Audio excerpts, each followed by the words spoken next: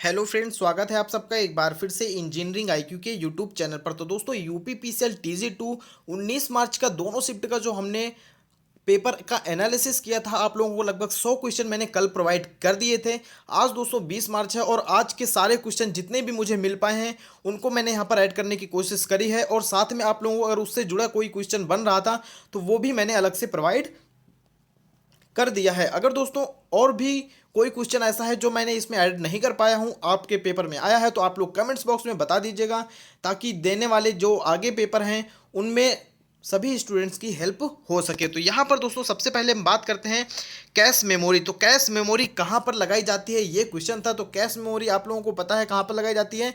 जो आपकी main memory होती है और आपका जो सीपीयू होता है, इन दोनों के बीच में कैश मेमोरी होती है, और कैश मेमोरी बहुत ज़्यादा फास्ट होती है। ये भी हमेशा आप लोगों को याद रखना है। ये क्वेश्चन बन सकता है कि कौन सी मेमोरी सबसे ज़्यादा फास्ट होती है। तो कैश मेमोरी अगर ऑप्शंस में होगा तो कैश मेमोरी इसका राइट आंसर हो जाएगा। अगला क्वेश्चन है यहाँ पर, मैग्नेटिक डिस्क कैसी मेमोरी है। तो ये दोस्तों सेकेंडरी मेमोरी है।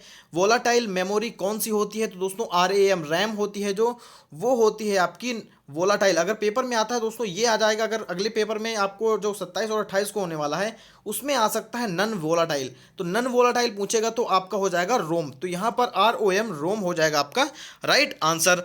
उसके बाद यहाँ पर दिया है एसएस टाइम क्या है। ये क्या है दोस्तों, ये एक मेमोरी मापने की यूनिट है। उस जो मेमोरी होती है उसको अगर हम मापते हैं उसकी स्पीड को, तो एसएस टाइम जो होता है उसकी यूनिट होती है। वेरी वेरी इंपॉर्टेंट क्वेश्चन था और मैक्सिमम लोग इसको नहीं कर पाए होंगे।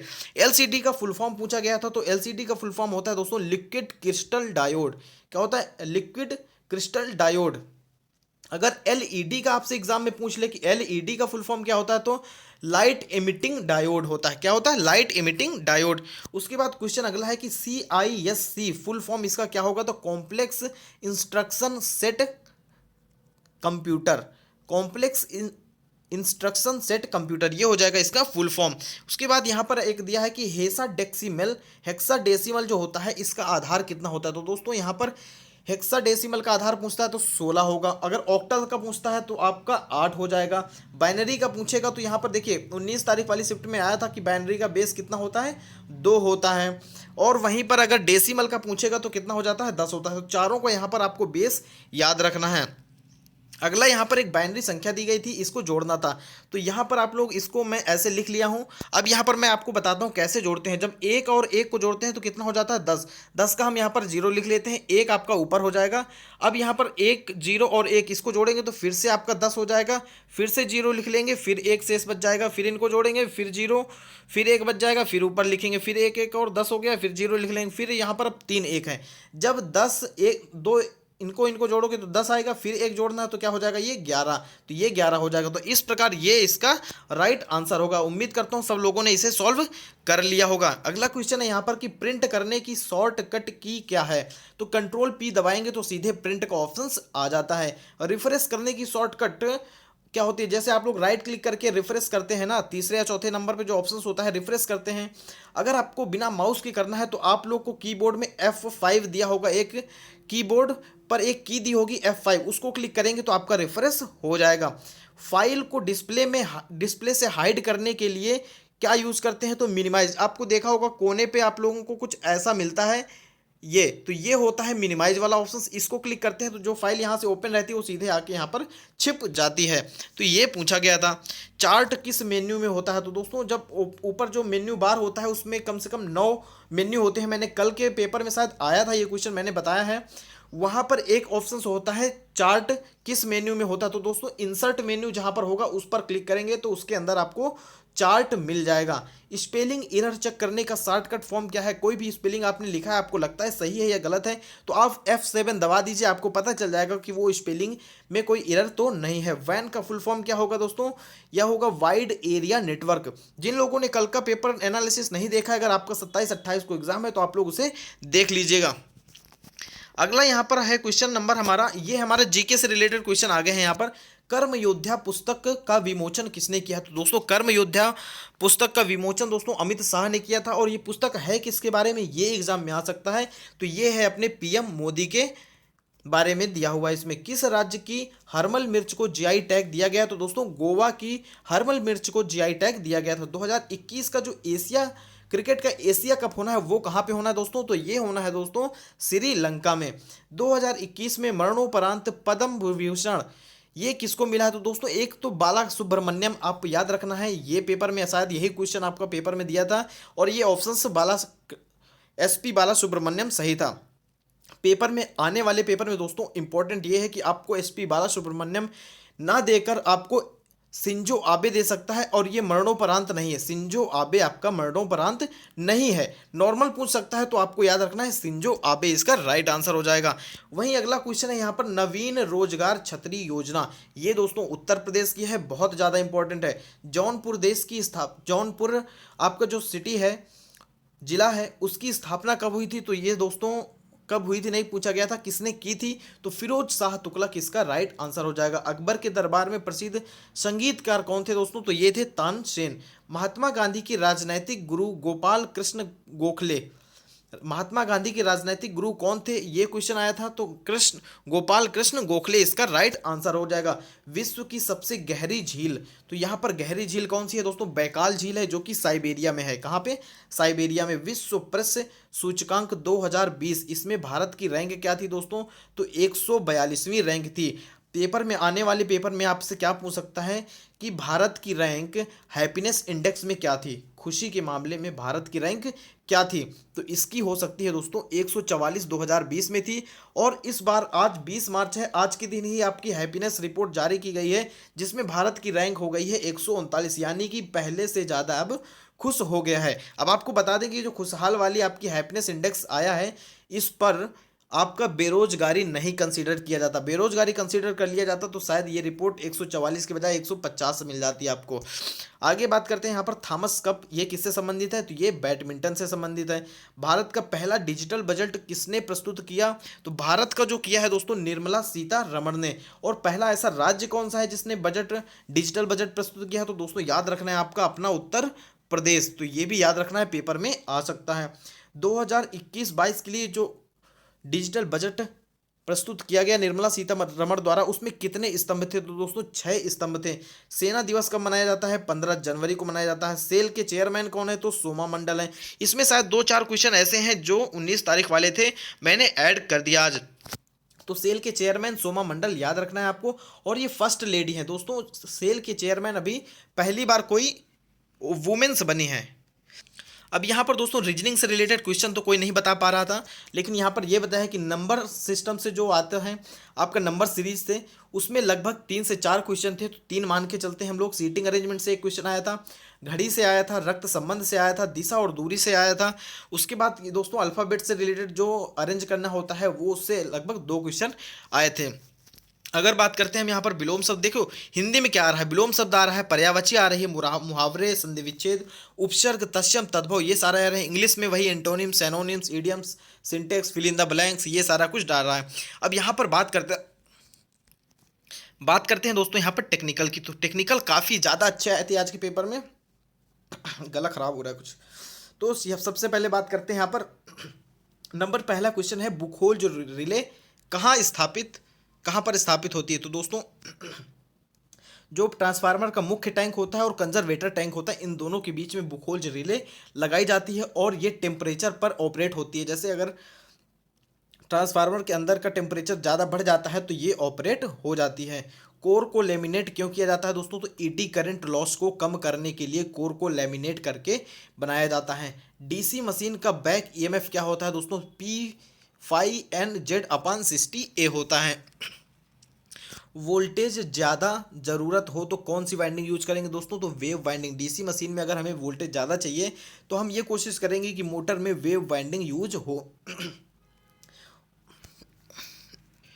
नेक्स्ट क्वेश्चन है यहाँ पर कि ओम के नियम से आपका एक सवाल पूछा गया था, आपका V/IR, इससे सूत्र एक सवाल पूछा गया था, वेरी सिंपल है, सबको आ गया होगा। ज्योति तीव्रता का मात्रक पूछा गया है तो कैंडेला करना है। पंचिंग मशीन पे कौन सी मोटर यूज होती है? तो कम्युलेटिव कंपाउंड मोटर आपकी यूज की जाती है पंचिंग मशीन में। वहीं पर फीडर जो बनाते हैं आप लोग, उसका किस हिसाब से बनाते हैं? तो दोस्तों उस फीडर को जब भी बनाते हैं तो वो करंट के हिसाब से बनाते हैं, यानी कि उसका करंट कॉन्स्टेंट रहना चाहिए। कोई टैपिंग फीडर से मेनली नहीं करी जाती है। डिस्ट्रीब्यूटर जिसको वितरक बोलते हैं, इसका जो डिज़ाइन किया जाता है दोस्तों, ये वोल्टेज ड्रॉप पे डिपेंड करता है। किस पर? वोल्टेज ड्रॉप पे। फॉर्म फैक्टर साइन वेव का पूछा गया था तो 1.11 होता है। पी टाइप सेमीकंडक्टर अगर बनाना है तो 3 संयोजी तत्व मिलाते हैं। एन टाइप, शायद कल के पेपर में एन टाइप पूछा था, तो एन टाइप पूछा था तो यहाँ वहाँ पर 5 सही हो जाएगा। फुल वेव रेक्टिफायर की दक्षता पूछी गई थी तो 81.2% होती है। हाफ वेव रेक्टिफायर में रिपल फैक्टर कितना होता है तो 1.21 होता है। आपका इंसुलेशन रेजिस्टेंस किससे मापते हैं तो दोस्तों, केबल का जो इंसुलेशन रेजिस्टेंस होता है उसको मेगर की सहायता से नापा जाता है।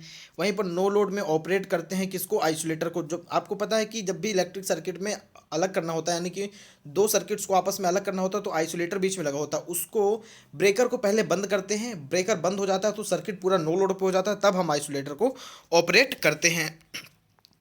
पोल की को पृथ्वी के अंदर कितना गाड़ा जाता है तो दोस्तों, पोल जो होता है, मान लीजिए कोई पोल अगर 9 मीटर का है तो 1/6 भाग उसका नीचे जमीन के अंदर गाड़ दिया जाता है, यानी कि 1.5 मीटर जो है नीचे गाड़ा जाएगा। सैक से सवाल आया था तो सैक का फार्मूला WL²/80 होता है। सिंपल है, सब लोग कर लिए होंगे। एलटी पोल की लेंथ कितनी होती है तो लगभग 9 मीटर होती है। इसकी ट्रांसफार्मर की रेटिंग किस में होती है? केवीए में होती है। सर्किट से एक सवाल आया था, जैसे रेजिस्टेंस जुड़े थे 3-4 और उसमें 2 सोर्स लगे हुए थे, उस तरह का एक सर्किट का सवाल आया हुआ था। पावर का जनरेशन कितने वोल्ट पर किया जाता है तो भारत पर मेनली जो पावर का जनरेशन है वो 11 किलो वोल्ट पर ही होता है। तो आपको यही आपको टिक मारना था।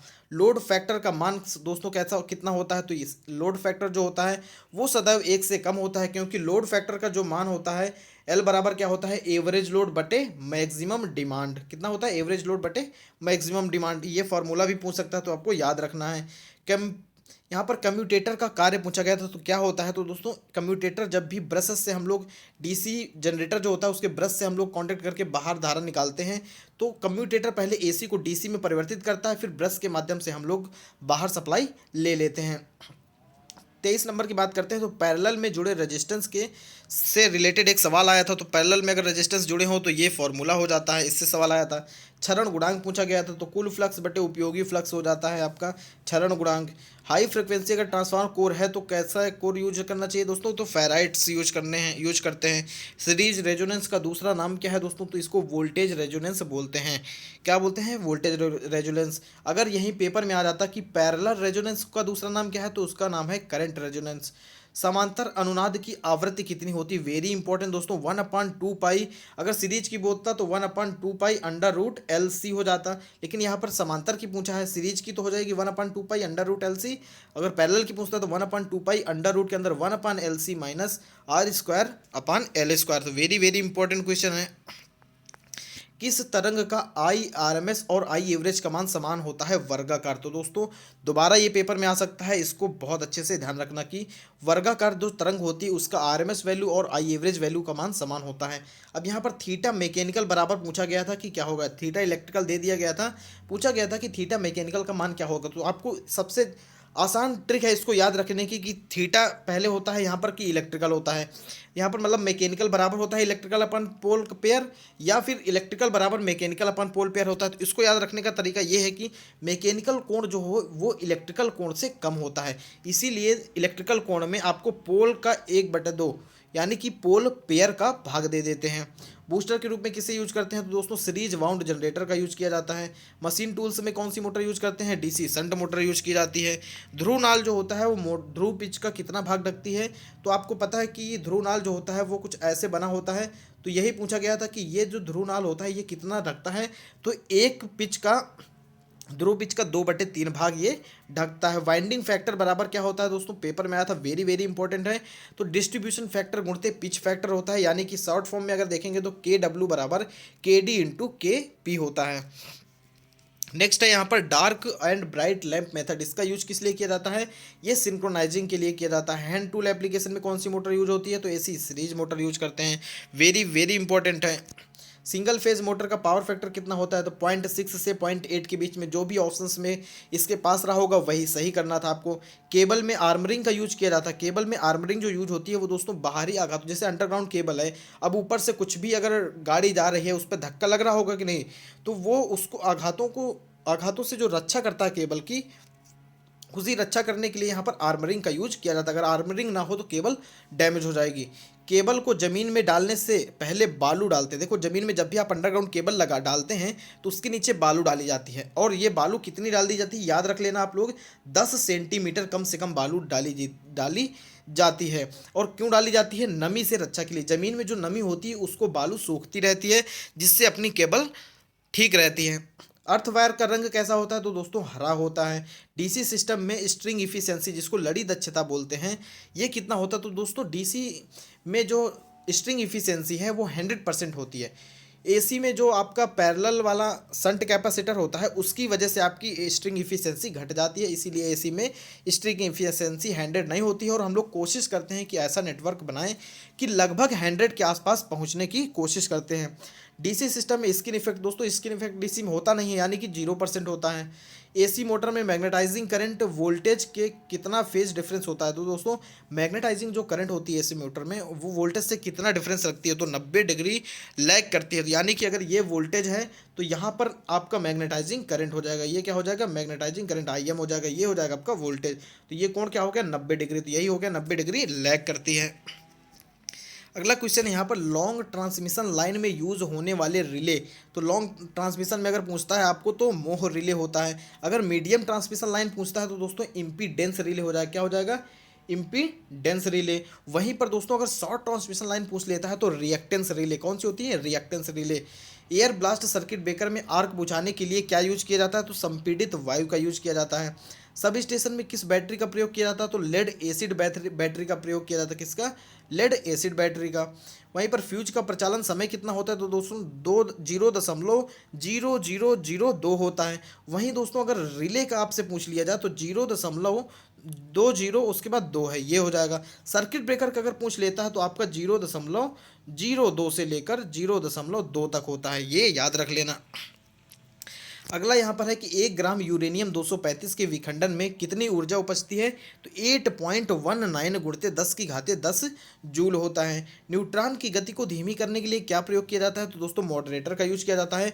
मॉडरेटर कौन कौन से होते हैं? आपकी ग्रेफाइट हो गया, भारी जल हो गया, बेरिलियम, ये 3 आपको याद रख लेने हैं। किस पावर प्लांट में वातावरण प्रदूषण निम्नवत होता है? तो दोस्तों आपका जो हाइड्रो पावर प्लांट होता है, जल पावर प्लांट जो होता है दोस्तों, उसका जो प्रदूषण है बहुत कम होता है, वातावरण को प्रदूषित नहीं करता है। टरबाइन की गति को किसके द्वारा नियंत्रित करते हैं? तो टरबाइन पे हमेशा गवर्नर लगाते हैं, वही ट्रांसफार्मर आपकी टरबाइन की गति को नियंत्रित करता है। आर्क लैंप का पावर फैक्टर क्या होता है? तो दोस्तों 0.65 से 0.68 तक होता है। कार्बन का गलनांक बिंदु कितना होता है? तो ये होता है दोस्तों 3400 डिग्री सेल्सियस होता है। लास्ट क्वेश्चन है भी, ओके यहाँ पर 2-3 क्वेश्चन है। तो यहाँ पर 53 नंबर है कि म्यू बराबर क्या होता है? GM/RD होता है। क्या होता है? GM/RD होता है। पुल एम्पलीफायर में कितने ट्रांजिस्टर यूज किए जाते हैं? तो आपके 2 ट्रांजिस्टर यूज करे जाते हैं। सेकेंडरी डिस्ट्रीब्यूशन ट्रांसफॉर्म कौन सा ट्रांसफार्मर यूज किया जाता है? तो आपको पता है कि हमको सेकेंडरी में न्यूट्रल की ज़रूरत होती है LT में, इसीलिए हम लोग डेल्टा स्टार का यूज करते हैं। तो दोस्तों आज की वीडियो में इतना ही, सारे क्वेश्चन मैंने कवर कर दिए हैं। अगर इसके अलावा भी कोई क्वेश्चन आप लोगों को पता है आपके पेपर में आया था तो कमेंट्स बॉक्स में कर दीजिएगा। कुछ लोग यहाँ से देख लेंगे, अगर कोई नहीं देख पाता है तो मैं अगली वीडियो पर ऐड कर दूंगा जो 27 तारीख को एग्जाम होगा। तो बाकी वीडियो कैसा लगा आप लोग कमेंट्स में जरूर बताइएगा, लाइक करिएगा, शेयर करिएगा। Thanks for watching.